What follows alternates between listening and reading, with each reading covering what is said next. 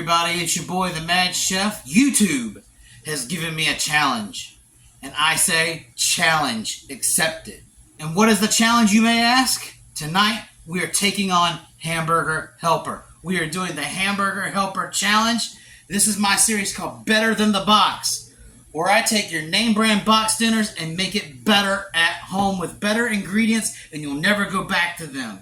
Tonight we're taking on Hamburger Helper's cheesy enchilada skillet meal.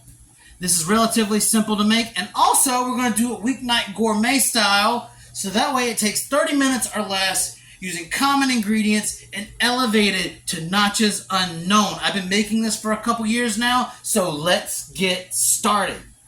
So what is the Hamburger Helper cheesy enchilada skillet meal comprised of anyways? Of course, you have your ground beef, where seasoning is optional. You have a packet full of atomic orange, cheese dust, and Mexican seasoning. You have rice, and you also have crushed tortilla chips as a garnish. Tonight, we're going to blow this all away. I've got 80-20 ground beef. You can use whatever you like. My signature Mexican seasoning. If you have not seen the video on how to make this seasoning or how to make my weeknight nachos, I have a link in the description, and there's a card floating around here somewhere. This beef is going to be cooked exactly the same way as I do when I make my nachos.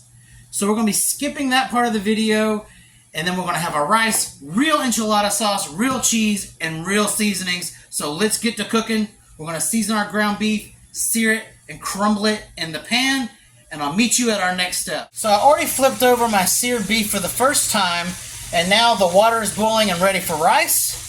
This is the kind of rice we're using tonight. It's the instant pre-boiled white rice from Great Value. You can use the boiling bag stuff if you like. Or if you want that extra flex and you're the rice police, you can always use raw rice and boil it. But again, Weeknight Gourmet is all about using common ingredients. And the great thing about this pre-boiled rice is that once the water's boiling, all you got to do is add in the rice and then let it sit for 7 minutes. And when 7 minutes is up, this beef should be done and drained. And guys, this may in fact actually be a little bit quicker cooking than the box meal itself. There's no simmer time. You don't have to add water. All you got to do is season, brown, and drain. Rice is already done. Just needs about 5 more minutes, then you fluff it and season to taste.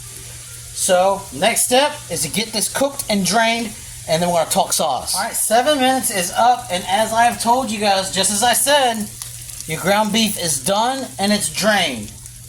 Your rice is done, and just take a look at that. Alright? So all you got to do now is give it a little bit of salt to taste, fluff it up, and look at that. You've got rice ready to roll. All you got to do is boil water. How hard is that? And this doesn't have like a weird texture or taste. It doesn't, it just tastes like real rice. So I got to hand it to Great Value. They knocked it out of the park. So what we're going to do now is we're going to turn our skillet down to medium heat, and we're going to talk about sauce. We're not doing no powdered sauces tonight. Real enchilada sauce. And so I'm known for using 2 different enchilada sauces for depth of flavor. I'm using Old El Paso. This is the red enchilada sauce medium. This adds a little more heat and depth of flavor. And if you guys know me by now, I'm all about depth of flavor. So what I do is I make this in layers. Alright? So we're just going to stir that into our beef mixture right here. Make sure that it's well coated. To me, you always kind of want to get a foundation of moisture ready before you add the rice. So that way the rice absorbs the flavor and it keeps the rice moist. So we're just going to take 1 ladle, actually about 2 ladles of our rice. And this is 2 cups of instant rice right here. And per package instructions, for 2 cups of pre-boiled rice, it just takes 2 cups of water. And as you can see, it turned out pretty flawlessly. And now that we've got our beef and our rice pretty well incorporated, we're going to continue the pattern here. A little bit of sauce, that's the rest of the can. A little bit of rice.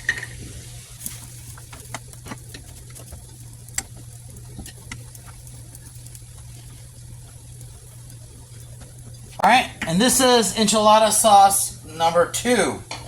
This is just your regular mild. And I'm going to keep the pattern. This is where you're going to get your primary flavor and your moisture from.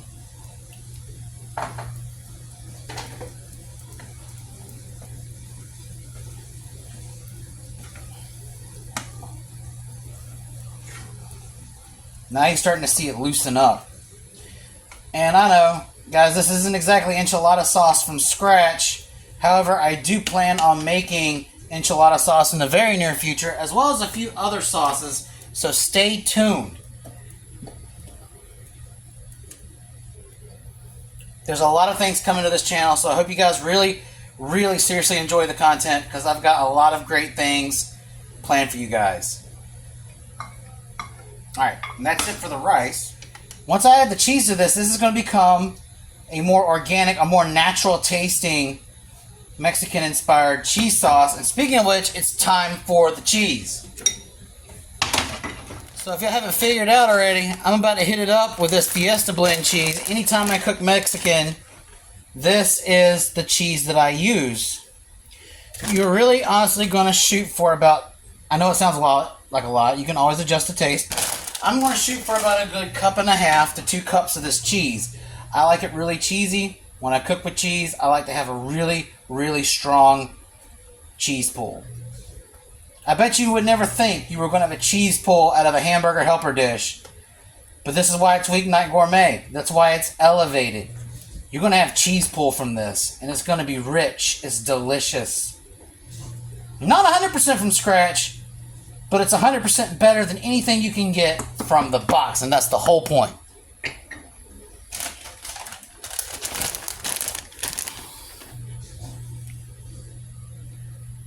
Now, alternatively, you do need to be judicious with the cheese, because too much cheese is going to choke this up, and it's not going to be smooth and velvety, and that's more or less the texture you're looking for. You want this sauce to turn a nice medium orange color. That's what you're looking for. And it's already starting to happen.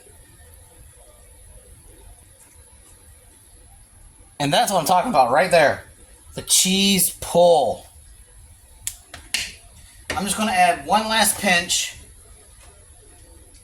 and then we're done with the cheese. No atomic orange powder, because you know why? Cheese wasn't meant to be a powder. Cheese is meant to be specifically cheese. And we do not, again, we do not support the use of fake cheese on this channel. Use it if you want, but I will never support it and never do it. Alright. We're using real food and real ingredients. Now this is the color and consistency that I am looking for. And that is a thick cheese pull. But we're not done yet. Layers of flavor, am I right? Use some of this cilantro leaf. This is going to add a little zip and freshness. You want to cut through some of that heavy cheese. And there you go. And you want to give it one good stir because you want it to get in there. You want to taste it in every bite. So it gives you, again, a zip of freshness. It opens your palate up. So that way you're not just overcome with all this unctuousness, this gooey cheese, the umami. You still have that herbaceous flavor that you're looking for. And now we're going to top it with crushed tortilla chips. And like last time, we're using, that GV Cantina style. You can fry up your own tortillas and make your own. But again, these thin and crispy really hold up well. And I'm just going to crumble it all over the top until it's fully covered.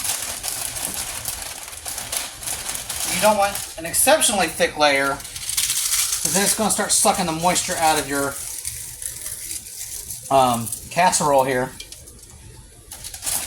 But this is also going to help calm some of the heat brought about by the spices. I did make this once without the tortilla chips, and it was actually a lot hotter than I thought it was. Now, I still enjoyed it, But not only does the tortilla chips give you that depth of flavor and crunch, it actually tames down some of the spices from the red pepper, the chili powder, and the cayenne, and the naturally occurring, peppers in the spices in the enchilada sauces. All right, so that's about all we're looking for. You have your tortilla chip crust, and we're ready to roll. And guys, that took 25 minutes to make. You can do better at home. This is still inexpensive, just like a Hamburger Helper meal, but you can do it yourself with better ingredients for, not a price that breaks the bank. So let's clean up a little bit and start plating. We have arrived at plating. And guys, take a look at this. You can see the tortilla chips, the cheese, the real sauce. Loads of flavor in each bite. It's going to make you be like, oh, and never want Hamburger Helper again. So let's try this. At this point, you can optionally choose to garnish with a little fresh cilantro, but we're going to dig in because we like it just like this. Let's see if we can get some crunch cam out of it. Look at that cheese. This is the Mad Chef, and tonight we crushed Hamburger Helper at their own game. See you in the next video.